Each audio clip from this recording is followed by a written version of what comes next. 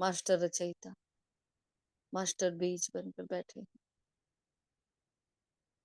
सामने बाबा है, मैं बिल्कुल उनके पास। कल्प वृक्ष की जड़ों में मैं पूर्वज आत्मा, एक तरफ मम्मा की आत्मा, एक तरफ बाबा की आत्मा।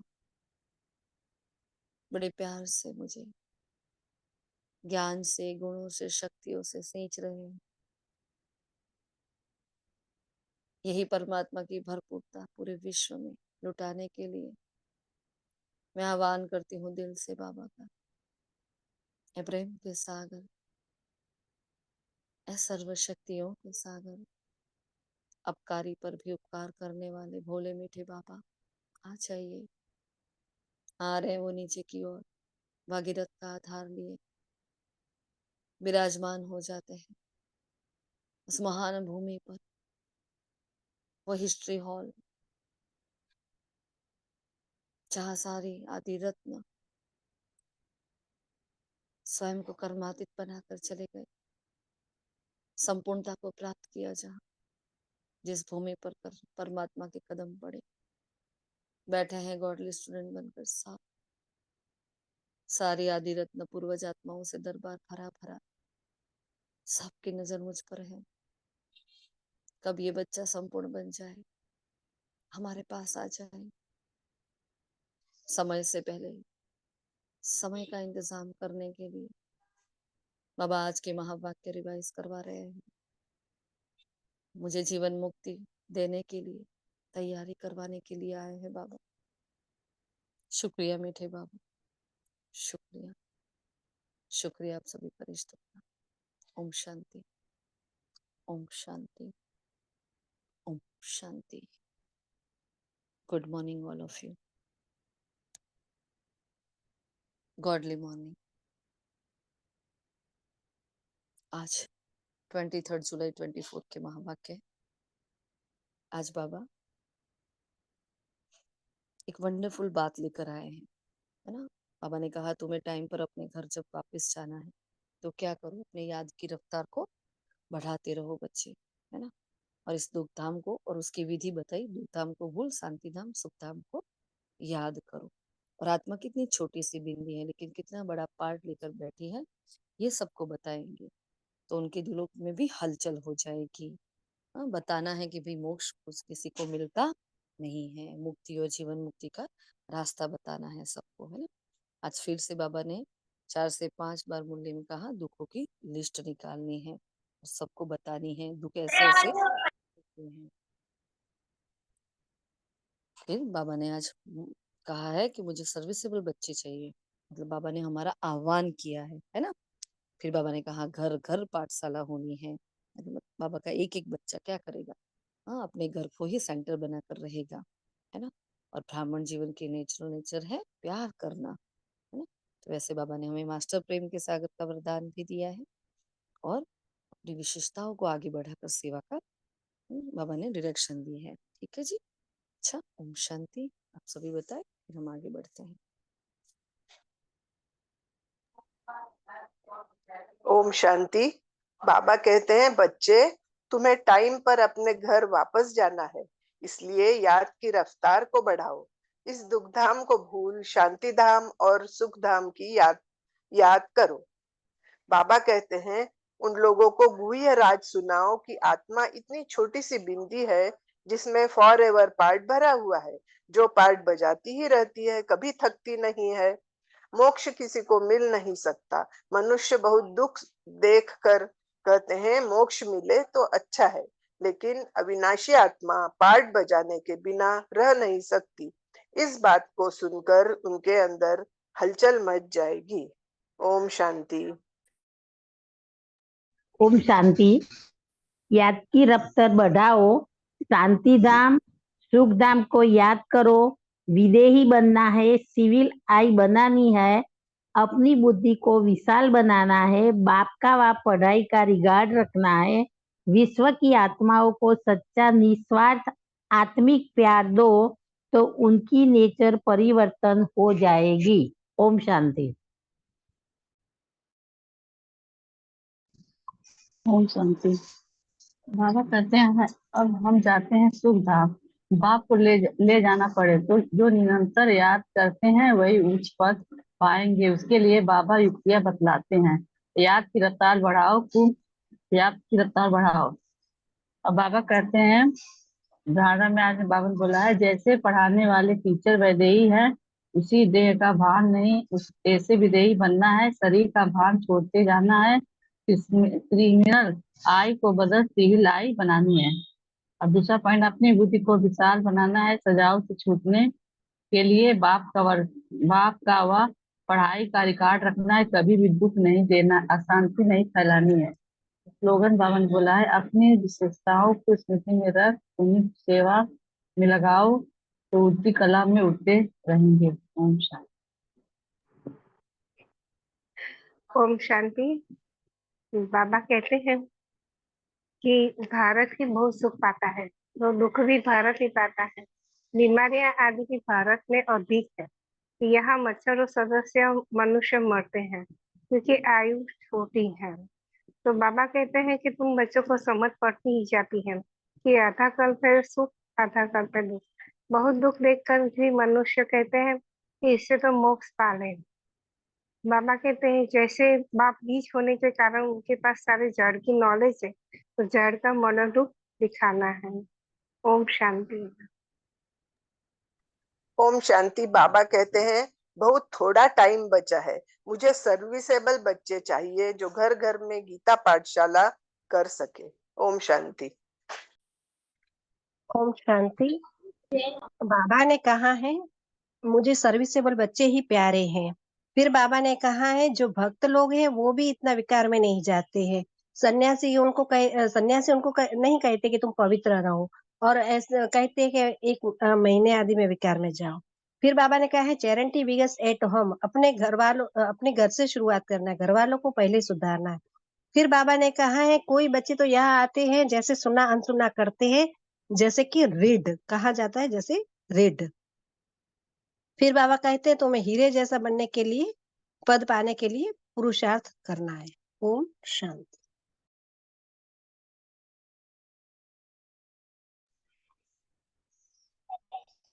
ओम शांति।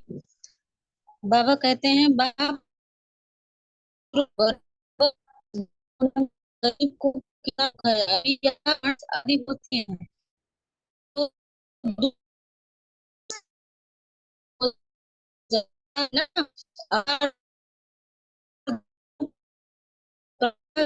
के लिए फलाना मरा दिया हुआ आज प्रेसिडेंट है, कल गद्दी छोड़नी पड़ती है, घेराव कर उनको उतार देते हैं, यह भी दुख होता है। बाबा ने कहा है दुखों की भी लिस्ट निकालो, किस किस प्रकार के दुख हैं। ओम शांति।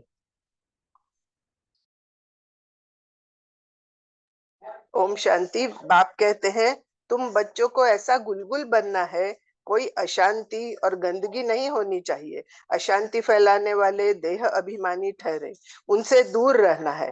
ओम शांति। ओम शांति। यहाँ आज बाबा विदेही टीचर बनकर आए हैं, है ना। तो बाबा ने कहा कि तुमको पढ़ाने वाला कौन है? विदेही। तो तुमको बनना भी क्या है? विदेही बनना है। हाँ, टीचर पढ़ाने वाला विदेही है, इसलिए आप भी अपना शरीर का भान छोड़ते जाओ। बाबा ने कहा कि भारत के लिए, बाबा ने कहा कि भारत खंड कभी विनाश को पाता नहीं है। बाकी वहां दूसरे देशों में देखो, बाबा ने कहा कि मिसाइलें अपना अपना काम करेगी, पर यहाँ का दुख बड़ा खतरनाक होगा। यहाँ जो भी शरीर छोड़ेंगे, सजा खाकर छोड़ेंगे, तो वो बड़ा मुश्किल होगा। बाबा ने आज के मुरली में भारत खंड के लिए बोला कि भारत के अंदर बमस्वाद आदि वगैरह नहीं होंगे, लेकिन यहाँ का मौत बड़ा खराब होगा। तो बाबा ने कहा दुखों की लिस्ट होगी तो कुछ ना कुछ बुद्धि में रहेगा, है ना, इसलिए दुखों की लिस्ट निकालो। बाबा ने आगे कहा कि बहुत थोड़ा टाइम बचा है, इसलिए सर्विसेबल बच्चे चाहिए और घर घर में गीता पाठशाला चाहिए। बाबा ने एक बात और कही कि स्वर्ग में जाने वाले नरक में गोता थोड़े ही खाएंगे, मतलब विकार में थोड़ी ही जाएंगे। जो स्वर्ग में जाने वाले हैं वो नरक में नहीं आएंगे, नरक में आएंगे लेकिन पहले स्वर्ग को प्राप्त करके फिर नर्क मतलब फिर ये द्वापर कलयुग में आएंगे। तो बाबा ने कहा कि नर्क में गोता नहीं खाएंगे जो स्वर्ग में जाने वाले, उनके लिए तो लास्ट जन्म जो रहेगा ना वही पावरफुल जन्म रहेगा, उसमें ही थोड़ा सा दुख भी आएगा तो सुख का सागर परमपिता परमात्मा भी आएगा। इसलिए बाबा ने कहा विकार में थोड़ी जाएंगे। बाबा ने कहा इसलिए कहते हैं मन मना भव, बेहद के बाप को याद करेंगे तो अंतमति सो गति को जाएंगे। बाबा ने आगे बोला बाबा कितना प्यार से सबको बच्चे बच्चे कहकर बात करते हैं। बाबा ने कहा इतना प्यार से आपको भी मीठा मीठा बनना है। इसलिए बाबा ने कहा दिन प्रतिदिन तुम्हारी बुद्धि भी विशाल होती जाएगी। बाबा ने एक बात और कही, अपनी विशेषताओं को स्मृति में रखना है और उन्हें सेवा में लगाना है, तो क्या होगा उड़ती कला में चले जाएंगे। अभी सभी उड़ती कला का पुरुषार्थ कर रहे हैं ना हम सभी, तो विशेषताओं को अपनी अपनी विशेषताओं को चेक करना है कि हम हमारे अंदर क्या क्या विशेषता, आखिर बाबा ने हम में क्या देखा होगा जो हमें चुन लिया। हाँ, क्या ऐसा हमारे अंदर विशेषता जो हमें तक आज तक पता नहीं पड़ सकी लेकिन बाबा की उस पर नजर है। बाबा ने कहा अपनी विशेषताओं को, आज ये होमवर्क भी मिला है कि अपनी विशेषताओं को स्मृति में रखना है और उन्हें सेवा में लगाना है, तो उड़ती कला में पहुंच जाएंगे। अच्छा, ओम शांति।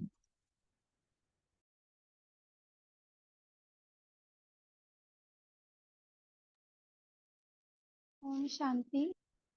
बाबा ने कहा है कि आत्मा का निज संस्कार है कर्म में आना, इसीलिए आत्मा कर्म बिना रह नहीं सकती। फिर बाबा ने यह भी कहा है आज के मुरली में कि बाबा कहते हैं मांगने से कुछ भी नहीं मिलेगा, हमने तो रास्ता बता दिया है, मैं आता ही हूँ रास्ता बताने। बाबा कहते हैं याद से ही पावन बनेंगे और कोई उपाय नहीं। फिर क्रिमिनल रावण बनाते हैं हमें और सिविल शिव बाबा बनाते हैं। ओम शांति।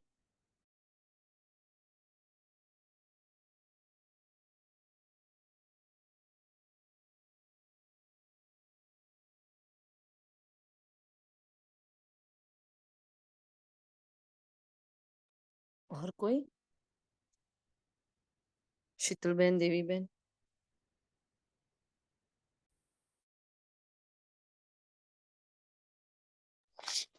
ओम शांति। बाबा ने कहा कि तुम बच्चों को ऐसा गुरुकुल बनना है, कोई अशांति गंदगी नहीं होनी चाहिए, अशांति फैलाने वाले देह अभिमान ठहरे। तो बाबा ने कहा उनसे दूर रहना है, छूना भी नहीं। ओम शांति।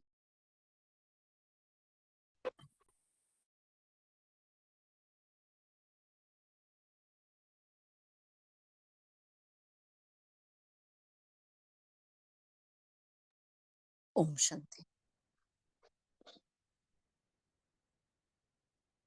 जैसा आप सभी ने बताया और हम कितने टाइम से देख रहे हैं, कम से कम लास्ट मंथ से बाबा दुख और सुख की ओर बहुत ध्यान खिंचवा रहे हैं। बाबा ये रियलाइज हमें भी करवा रहे हैं और बाबा ये बताना चाहते हैं कि भाई दुनिया जिसको सुख समझती है सही में, जिन विकारों को और इस दुनिया को कहते हैं भी अभी भी कलयुग 40,000 साल का, अभी तो वो छोटा बच्चा है, तो उनको बताओ कि नहीं भाई अभी समय पूरा हो चुका है और अब घर वापस जाना है ना, और उसके बाद हमें फिर से सुख में आना है। तो ये बताने के लिए बार बार हमें बाबा दुखों की लिस्ट के लिए बता रहे हैं ना। तो आज की वाणी में बाबा ने कहा बच्चे तुम्हें टाइम पर अपने घर वापस जाना है, इसलिए याद की रफ्तार को बढ़ाओ। और जैसे ही बोला कि याद की रफ्तार को बढ़ाओ, बाबा ने कहा इस दुख धाम को भूल जाना है और शांति धाम सुख धाम को याद करो। याद की रफ्तार कैसे बढ़ानी है? तो 2 विधि बताई, शांति धाम और सुख धाम को याद करो। तो दुख धाम को वैसे भूल नहीं पाएंगे, लेकिन जब हमारा ध्यान शांति धाम सुख धाम के बारे में उस तरफ जाएगा ना, तो वो स्मृति भूल जाएगी। इसलिए बाबा ने आज देखो एक तरफ कहा दुख की लिस्ट निकालो और एक तरफ बाबा ये भी कह रहे हैं कि सुखधाम में क्या क्या होगा और वहां क्या नहीं होगा, है ना, वो भी हमें आज चिंतन करना है। तो बाबा ने वो बताया है ना, कि वहां यह योगा, बाबा ने वो वर्ड यूज किए। तो देखो ना, चिंतन के लिए अपने मन बुद्धि को कोई टॉपिक दे दो, वरना ऐसे थोड़ी बुद्धि ठहरती है, क्योंकि रहते तो इधर है। हाँ, तो देह का भान गया तो है नहीं, देह का भान नहीं गया मतलब दुखधाम की याद है, दुखधाम की बात है, ऐसे छोटी छोटी बातें जो मन बुद्धि पर चिपक पड़ती है, वो जाने का नाम ही नहीं लेती है। तो मन को दूसरी ओर ले जाना पड़ेगा, ऐसे नहीं होगा वो, है ना। फिर बाबा ने कहा कौन सा एक गुह्य रास मनुष्य को सुनाओ तो बुद्धि में हलचल मच जाए, है ना। तो उनको सुनाओ कि आत्मा कितनी छोटी बिंदी है। वैसे भी हमें भी ये वंडर लगता है ना कि 84 जन्मों की एक एक सेकंड की कहानी इतनी छोटी सी बिंदी में भरी पड़ी है ना। वंडर लगता है ना, हम सबको इतना वंडर लग रहा है ये, जब बाबा ने हमें ये बताया कि इतना सारा ज्ञान आपके अंदर भरा पड़ा है। मतलब हमारे मुझ आत्मा में बहुत बहुत बहुत ही ताकत है ना। तो लेकिन मैं उसको एक्टिवेट कितना करती हूँ। इतने सारे द्वार पड़े हैं, लेकिन मैं कौन से दरवाजे खोलती हूँ। गुण है, शक्तियां है, खजाने हैं, सब कुछ अंदर भरा पड़ा है, क्योंकि हमने कल्प कल्प भरा है इसको, है ना। और किसके संतान है, जैसे शेर का बच्चा होता है तो शेर के गुण संस्कार उसके अंदर आ ही जाते हैं, है ना। वो घराना ही ऐसा है जो बहादुरी, सत्यता को लेकर, निर्भयता को लेकर आता है।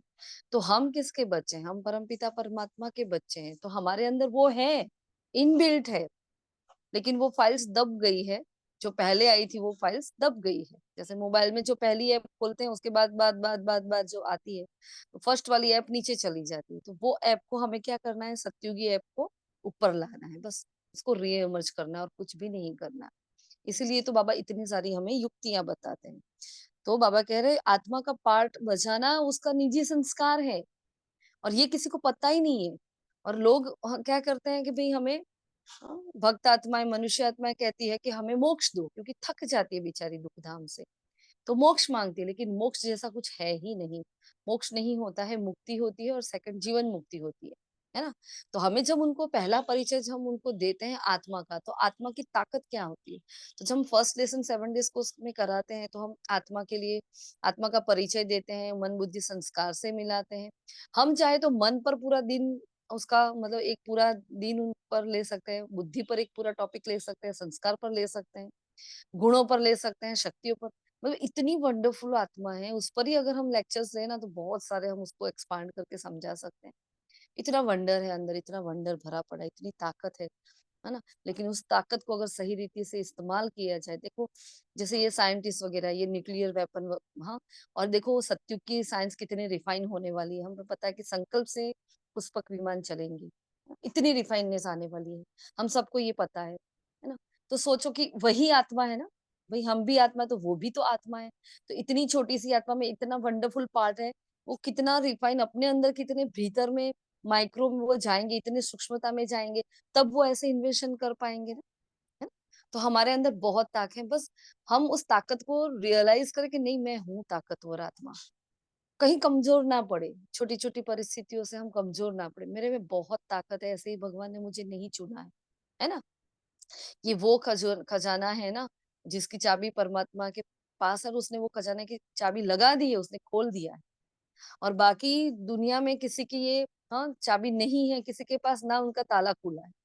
उसने हमारी बुद्धि का ताला खोला, अपने दिव्य दृष्टि दी, है ना। जैसे हम 3D 5D पिक्चर देखने जाते हैं, तो क्या करना पड़ता है, वहां का चश्मा पहनना पड़ता है, तो ही अंदर एंट्री होती है, और फिर उस मूवी को हम एंजॉय कर पाते हैं। वैसे बाबा ने हमारी बुद्धि का ताला खोला, हमें दिव्य बुद्धि दी, और उस दिव्य बुद्धि से हमें बाबा सारा ही वंडरफुल ज्ञान दे रहे हैं। मतलब ज्ञान का एक एक टॉपिक देखो, हमारे ज्ञान का इतना वंडर, मतलब इतने सालों से हम सुन रहे हैं तो भी हमें इतना वंडर लग रहा है। जितनी बार महसूस करते हैं उतना और वंडरफुल लगता जाता है। सोचो कि यही आत्माओं को ये सब बताएं, तो मन और बुद्धि का एक गुण, एक ज्ञान भी है, और आत्माओं को ज्ञान में बहुत मजा आती है। क्यों? क्योंकि मन को, बुद्धि को कुछ नयापन चाहिए।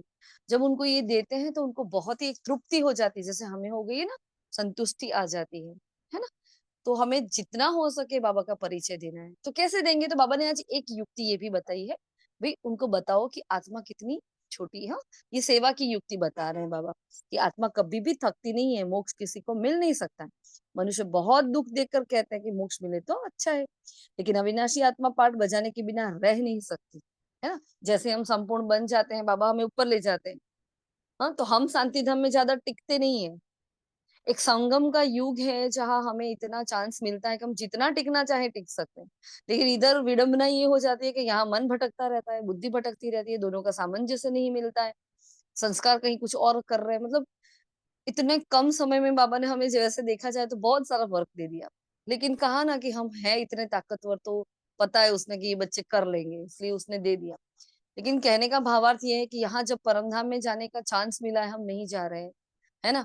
और फिर ये चांस नहीं मिलेगा, क्योंकि वो वहां हमें ज्यादा नहीं रखने वाला है। क्योंकि जो होशियार बच्चे होते हैं, जो संपन्न बच्चे होंगे, वो पहले पहले पार्ट बचाने आ जाएंगे, और पूरा पूरा ही 5,000 साल का हमारा चक्र पूरा होगा, फिर वो वापिस आएगा।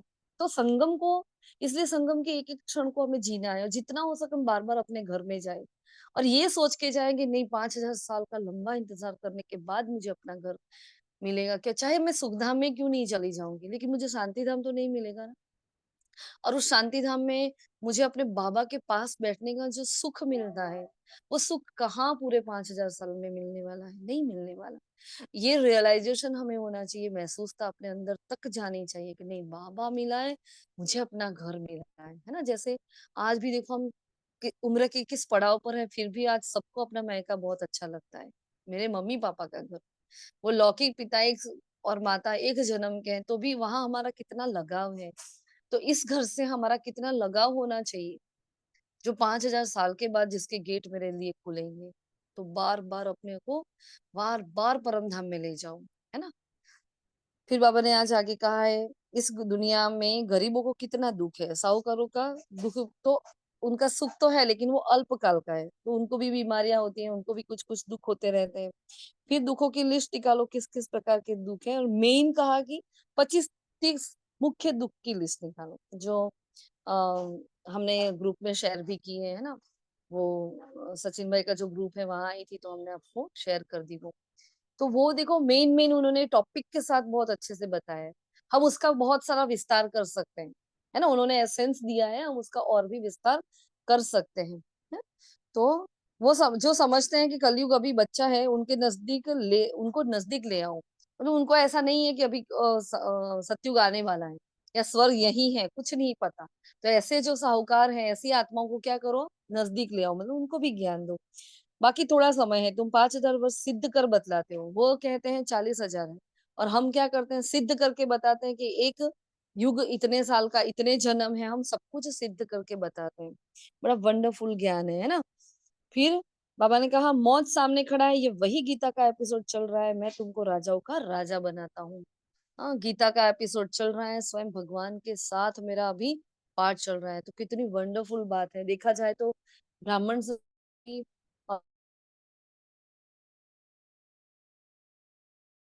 लेकर, है ना, मैं सत्युगी आत्मा हूँ, उन दोनों के बीच की जर्नी हमारी बहुत बहुत बहुत वंडरफुल है ना। उसको रियलाइज करते रहो, आज पूरा दिन उस पर चिंतन चलता रहे, है ना। जो निरंतर याद करते हैं वही उच्च पद पाएंगे, उसके लिए बाबा युक्तियां भी बताते हैं। हाँ, तो कुंभ के मेले की तरह तुमको भी टाइम पर जाना है। जैसे कुंभ के मेले में बाबा ने एग्जाम्पल दिया, कुंभ का मेला होता है हर 4 साल के बाद होता है, उसके आगे पीछे आप नहीं जा सकते हो, कुछ नहीं मिलेगा वहां।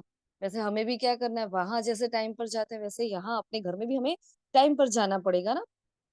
फिर बहुत इंपॉर्टेंट बात बताया बाबा ने, हम अभी हम ऐसे सोचे हाँ चलो जल्दी जल्दी पुरुषार्थ कर ले, जल्दी जल्दी चले जाए, तो बाबा ने जवाब दिया, जल्दी जल्दी करना हमारे हाथ में नहीं है। इंपॉर्टेंट बात, मतलब कुछ भी हम इतना जल्दी भी नहीं कर सकते, क्योंकि ड्रामा में नूंद है, हौले हौले हमें तैयार होना है ना। क्योंकि 63 जन्म के संस्कारों की स्लेट एकदम काली काली हो गई है मन बुद्धि की, अब उसको एकदम प्योर वाइट पवित्र बनाना है, तो ऐसे जैसे तैसे थोड़ी हो जाएगा, तो उसके लिए टाइम मिलता है हमें। हाँ, तो बाबा कहते हैं जल्दी जल्दी करना हमारे हाथ में नहीं है, ड्रामा की नूंद ही है, महिमा सारे ड्रामा की है। आज भगवान ड्रामा की महिमा गा रहा है, रोज कहता है महिमा सिर्फ एक बाप की, और आज कहा ड्रामा की, है ना। फिर हमें चिंतन करना है, अंदर अंदर ख्याल चलता रहे कि वहां यह होगा, पिछाड़ी में सारा नटसेल में ज्ञान बुद्धि में आ जाता है। मतलब ये जो भी हम ज्ञान रोज सुन रहे हैं, बाबा ने बोला आपको पिछाड़ी में साक्षात्कार भी होंगे। नटसेल में मतलब पूरा ही एसेंस जो ज्ञान का है, हमें पूरा ही एकदम स्पष्ट दिखाई देगा, हमें अपना पार्ट भी स्पष्ट दिखाई देगा, हमें सब कुछ पता चल जाएगा। हम्म बहुत दुख देखकर ही मनुष्य सोचते हैं कि हम मोक्ष पाले। यह कितना बड़ा ह्यूज ड्रामा है। तो ड्रामा की महिमा बाबा कर रहा है कि कितना ह्यूज ड्रामा है, बड़ा है, ह्यूज है। तुम बच्चों की कितनी विशाल बुद्धि, अब इतने ह्यूज ड्रामा को समझने के लिए हमारी बुद्धि कितनी सारी विशाल चाहिए, है ना। तो जितना हम आत्मचिंतन करते जाएंगे, जितना आत्मिक स्वरूप में स्थित हो जाएंगे, हमारी बुद्धि ऑटोमेटिक विशाल होती जाएंगी। उसके लिए कोई ऐसा पावरफुल दूसरा कोई पुरुषार्थ है ही नहीं, बस यही करना है, आत्मा चिंतन करना है और कुछ नहीं करना। यह सारा ड्रामा तो कभी कोई देख ना सके, इम्पॉसिबल है। हाँ, कोई बोले पूरा ही 5,000 साल का चक्र में देख लूं, देख ना सके, इम्पॉसिबल है। बाबा ने, वो भगवान ने बनाया, उसको ही पता है। वैसे हमें पता है कि हमारे 84 जन्म में हमें सब कुछ पता चल गया, किस जन्म में क्या थे वो थोड़ी पता है, नहीं पता। वो बाबा सब कुछ जानता है, हमारे कर्म की, जन्म की, पापों की, पुण्य की सारी कुंडली उसके पास है ना। अब तुम बच्चों को पुरुषार्थ करना है, कल्प पहले मिसल पद पाने के लिए पढ़ना है। तो कितनी बार बाबा ने कल्प पहले मिसल आज की मुरली में कहा है। तो बाबा हमें इन महावाक्य से निश्चय दिला रहे हैं, बच्चे तुम थे, हाँ तुम ही थे, और तुम ही को वापस ऐसे ही पढ़कर बड़ा उच्च पद पाना है। तो पुरुषार्थ करते रहते हैं, करते रहेंगे, फिर ऐसे ढेर हो जाएंगे, गली गली घर घर में ये स्कूल होगा, है ना। ये धारणा की बात है ना, हर गली हर घर में ये स्कूल होगा। मांगने से कुछ भी नहीं मिलेगा। हमने तो रास्ता बता दिया, मैं आता ही हूँ रास्ता बताने, देखो स्पष्ट कर दिया। आप बोलो बाबा मेरा ये कर लो, बाबा मेरा वो कर लो, मेरे पति की बुद्धि का ताला खोल दो, इसको समझाओ, इसका वो करो, नहीं। बाबा ने बोला, बाबा सिर्फ गाइड बनकर, कल भी बोला था, लिबरेटर और गाइड बनकर आया है, रास्ता बताने आया है। वो उसके आगे हमारे कर्मों में इंटरफियर नहीं करता है। लेकिन जैसे कल बाबा ने कहा था कि सूली को भी वो कांटा बना देता है ना, राई को भी रुई बना देता है बाबा। इतनी हमें ताकत भर देता है कि बड़े बड़े पहाड़ सी परिस्थितियां हमारे सामने रुई जैसी हो जाती है। वो बाबा बहुत वंडरफुल काम करता है। बाकी बाबा हमारे कर्मों में इंटरफियर नहीं करता है। सेकंड थिंग, बाबा ने एक युक्ति बता दी कि आप मुझे याद करो तो आपके विकर्म विनाश हो जाएंगे, आप मुझे याद करो आपके पाप कट जाएंगे, है ना। अब इतनी महान बात और इतनी सहजता से वो करवा रहा है। 63 जन्म के पाप, मतलब सोचो एक एक सेकंड आत्मा ने पाप किए हैं, पता है, क्योंकि देह अभिमान में थे ना। तो हर सेकंड हमसे विकर्म हुए, हर सेकंड हमसे पाप हुए। अब इतने पापों को धोना कोई जैसी तैसी बात थोड़ी है।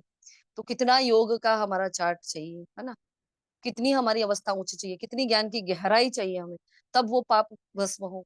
हमें नहीं जाना है धर्मराजपुरी में, हमारे लिए कोई ट्रिब्यूनल बैठनी नहीं चाहिए। तो अपना, इसलिए बाबा ने आज कहा, याद की रफ्तार को बढ़ाओ, टाइम कम है ना। बाप कितनी मेहनत करते रहते हैं, देखो कितनी मेहनत करते रहते हैं, बाकी बहुत थोड़ा टाइम बचा है। मुझे तो सर्विसेबल बच्चे चाहिए, घर घर में गीता पाठशाला, दो बातें बताई। एक सर्विसेबल बच्चे कैसे, जो घर घर में गीता पाठशाला खोल सके, है ना।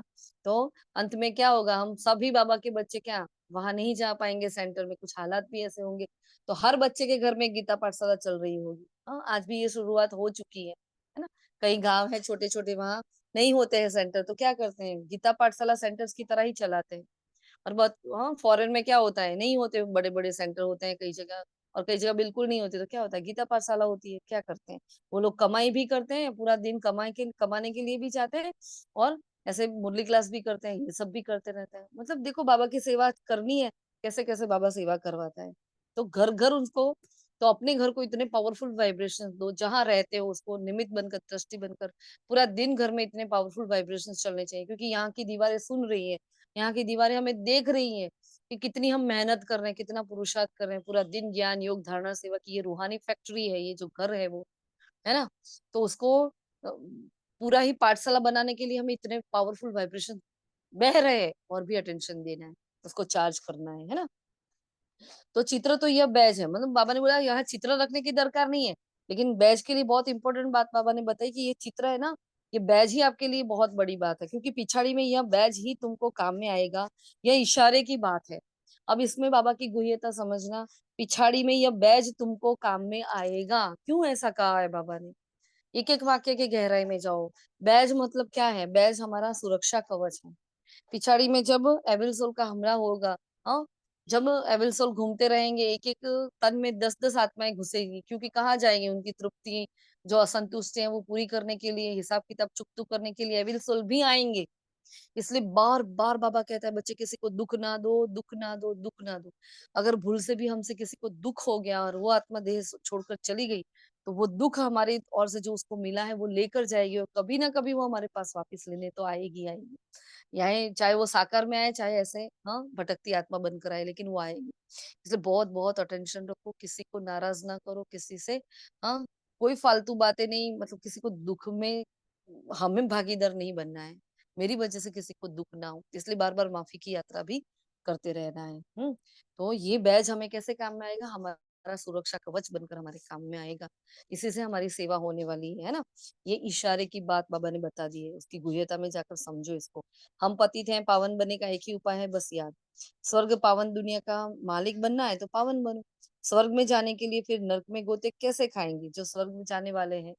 हाँ, तो स्वर्ग में जाने वाले नर्क में गोते कैसे खाएंगे, मतलब विकार में कैसे जाएंगे? इसलिए कहा जाता है मन मना भव। तो स्वर्ग में जाने विकार वाले विकार में नहीं जाएंगे। पवित्र बनने का पुरुषार्थ इस समय ही होता है, फिर है प्रारब्ध। उसमें फिर बाबा ने आगे ये भी बताया था कि भाई कुछ गंधर्व विवाह करते हैं तो फिर भी दूसरे दिन ही वो पहले तब कहते हैं कि भी हम पवित्र रहेंगे साथ में, है ना। लेकिन बाबा ने कहा दूसरे ही दिन वो गिर पड़ते हैं तो उनकी की कमाई चट हो जाती है, वो आत्मा काली हो जाती है। तो एक बार जो ऐसे गिरते हैं फिर वो ऊपर चढ़ नहीं सकते हैं, ये बाबा ने आज कहा है यहाँ। वहां क्रिमिनल ख्यालात ही नहीं। अब देखो आगे बोला है कि सत्युग में क्या क्या है। हाँ, वहां क्या क्या होगा, वहां यह होगा, और क्या क्या नहीं होगा उसको उसको भी देखो कि वहां क्रिमिनल ख्यालात ही नहीं है। सिविल तो शिव बाबा बनाते हैं, यह भी याद करना है। क्या करना है? शिव बाबा सिविल हमें बनाते हैं, और वहां क्रिमिनल ख्यालात नहीं होगा, वहां विकार नहीं होगा, वहां कोई विधवा नहीं बनेगा, वहां कोई रोएगा नहीं, वहां कोई दुख नहीं होगा। क्या क्या नहीं होगा वो भी सोचो, क्या क्या होगा वो भी सोचो। कोई अशांति गंदगी नहीं होनी चाहिए, हमें सिर्फ गुलगुल बनना है। घर घर में क्लास होगा तो सब समझाने वाले बन पड़ेंगे। तो घर घर में गीता पाठशाला बनाए, घर वालों को सुधारना है, किसी को भी दुख नहीं देना है। देहधारी सब स्टूडेंट है, पढ़ाने वाला विदेही तुमको ऐसा बनाते हैं। शरीर का भान भूलते जाओ, है ना। और बहुत इंपॉर्टेंट बाबा ने एक नई बात बताई कि नक्शे में हिंदुस्तान एक कोने में है। जब एटम बॉम्ब्स की और न्यूक्लियर वेपन्स की बाबा बात बता रहे थे तो आज पापा ने ये क्लियर किया है। तो हमें कई बार ये ख्याल आता था कि जब न्यूक्लियर वेपन होगा तो उसको नहीं पता है गैस को, वो तो वायु है, तो वायु को थोड़ी पता है कि ये इंडिया की बाउंड्री है, मुझे उसके अंदर नहीं जाना है। तो हमें रोज ये प्रश्न होता था अंदर अंदर से, ये कैसे होगा कैसे होगा। तो आज बाबा ने बताया कि इंडिया है ना पूरे ही वर्ल्ड में एकदम कोने में है। तो वो जो गैस, वो जो वेपन वहां से निकलेंगे तो उस न्यूक्लियर वेपन की गैस हमारे तक नहीं आएगी। तो आज मुझे अपने जो सवाल मैं कभी करती नहीं थी लेकिन अंदर से होता था, तो आज बाबा ने वो जवाब दे दिया कि हिंदुस्तान नक्शे में एक कोने में है, यहाँ एटॉमिक बॉम्ब का असर आता ही नहीं है ना। और फिर वो लोग लास्ट में हमें बॉम्ब्स की लेन देन करेंगे, क्योंकि बाबा ने बोला इतनी मेहनत करने के बाद कोई अच्छी चीज थोड़ी किसी को दे देता है, मतलब ऐसे बड़े बड़े न्यूक्लियर वेपन थोड़ी कोई किसी को दे देगा।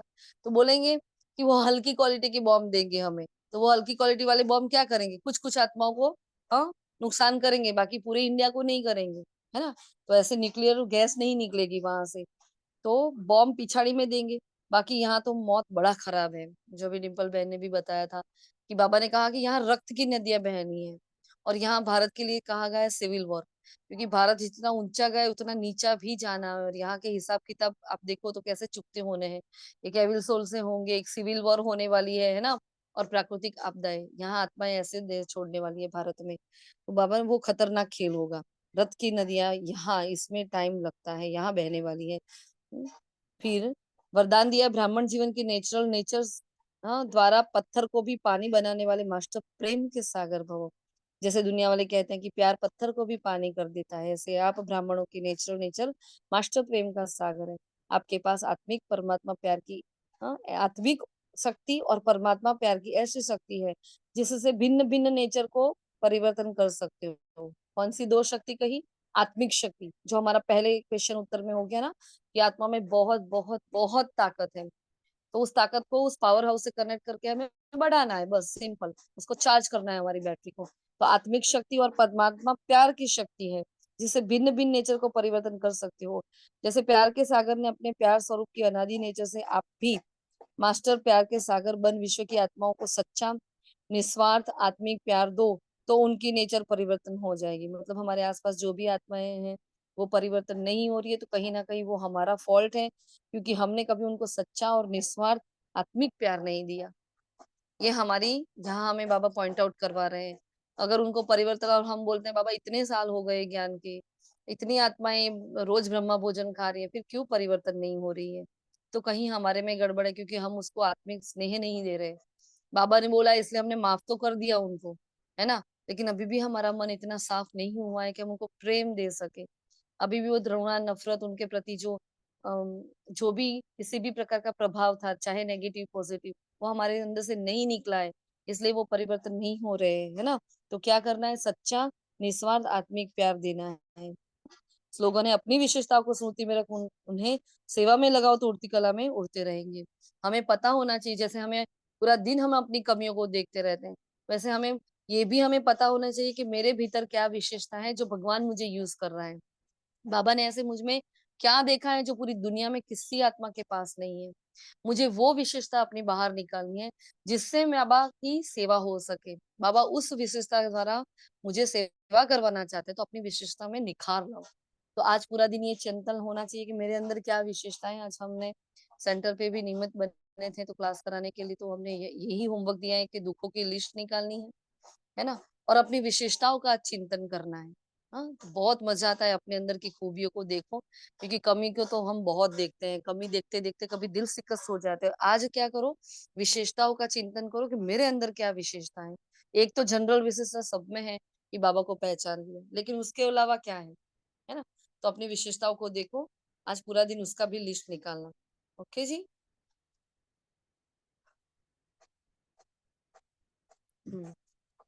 और अव्यक्त इशारा बाबा ने आज कहा कि मैं शॉर्ट में बता रही हूँ, अल्पकाल के नाम मान शान की इच्छा वाली जो आत्माएं होती हैं उनको मान दे दो, है ना। और उनको क्या करो, स्वयं निर्माण बनना, यही परोपकार है। उनको मान जाइए, दे दो हद का मान, और आप निर्माण बन जाओ, हट जाओ वहां से, है?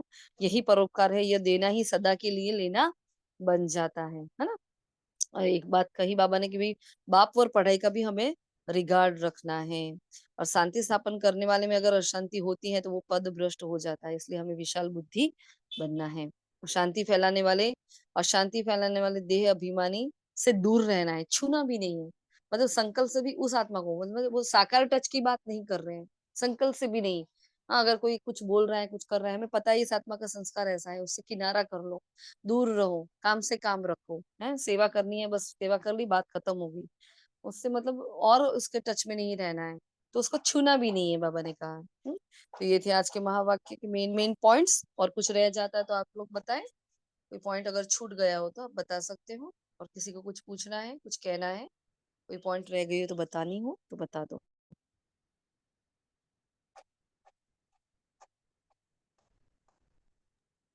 ओम शांति। दीदी आज बाबा ने विलायत करके कहा था ना कि यहाँ पे जो सफाई करने वाले और विलायत की सफाई करने वालों में कितना फर्क है। तो ये विलायत मतलब साइंस की बात कर रहे हैं स्वामी? नहीं, बाबा जनरल बता रहे हैं, जब वहां की और यहाँ की जब बाबा रोज कंपेयर करते होते हैं ना, क्योंकि देखो वहां की आत्माओं को इतना, जो भारत में जितना दुख है, गंदगी है, बाबा ने आज गंदगी की भी बात करी है। तो जितना यहाँ दुख है, विकार में जितनी भारत की आत्माएं कंगाल बनी है, जितनी गिरी है हर तरफ से, हमारा तन मन धन, हमारे समय संकल्प संपत्ति सब कुछ यहाँ से लूटा गया है ना। तो जितनी खराब हालत पतित दुनिया भारत में, भारत की हालत हुई है, वैसे पूरी दुनिया की नहीं है। तो बाबा ये कंपेयर कर रहे हैं, वो ये साइंटिस्ट के लिए नहीं कह रहे, है ना। तो वो दोनों ही, वैसे बात तो न्यूक्लियर वेपन की चल रही है, तो उसको दोनों तरह से ले सकते हो। सफाई करने वाले एक तो बेहद में है, क्योंकि वो न्यूक्लियर वेपन चलाएंगे तो पूरी दुनिया सफाई हो जाएगी।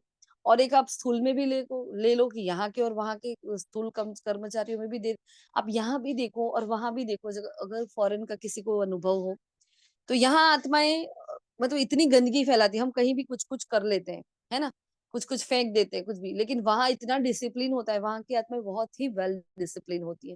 इसलिए बाबा विदेशी को बहुत प्यार करता है। तो यहाँ हम दोनों ही ले सकते हैं जहां तक हम समझते हैं। एक तो है जो आपने बताया कि हाँ साइंटिस्ट का हो सकता है कि भाई वो सफाई करते हैं, और वहाँ ये, तो क्योंकि साइंस की बात चल रही है तो ज्यादा मुझे वही लग रहा है ना। क्योंकि यहाँ बाबा ने ये भी बताया कि वहां के वो लोग जो देंगे ना, हल्के बॉम्ब देंगे हम, मतलब यहाँ की साइंस इतनी रिफाइन नहीं हुई है जितनी वहां साइंस रिफाइन है। तो न्यूक्लियर वेपन की बात चल रही है तो वही हो सकता है। ठीक है, क्योंकि बहुत वहां के जो न्यूक्लियर वेपन होंगे वो यहाँ नहीं है, क्योंकि वो ड्रामा में नूंद ही नहीं है, वरना भारत भी खत्म हो जाएगा ना। फिर बाबा ने बोला यहाँ भी प्रलय हो जाएगी, फिर तो पूरी दुनिया ही खत्म हो जाएगी। तो फिर यहाँ कुछ बचने हैं। आज भी बाबा ने कहा कुछ तो यहाँ बच जाएंगे जो दुनिया को आगे बढ़ाएंगे, क्योंकि सतयुग में श्री कृष्ण को, राधे को जन्म देने वाली आत्माएं भी देवी देवताओं के घराने की आत्मा को जन्म देने वाले भी तो होने चाहिए। हाँ, कुछ साइंटिस्ट बचेंगे, कुछ इंजीनियर, कुछ कुछ आत्माएं ऐसे सब भिन्न भिन्न प्रकार की आत्माएं बच जाएगी। तो कैसे बचेगी? तो वहां वाले जो है, इसलिए कहा कि भाई वहां वाले जो सफाई वाले हैं उससे यहाँ वाले बिल्कुल अलग हैं। दोनों की क्वालिटी के बारे में बाबा बात बता रहे हैं। और कुछ?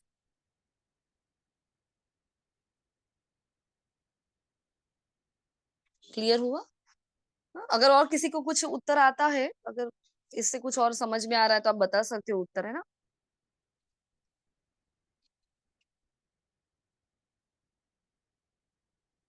ठीक है जी। और किसी को कुछ पूछना नहीं है ना? अच्छा, शुक्रिया मीठे बाबा, शुक्रिया आप सभी फरिश्तों का। ओम शांति।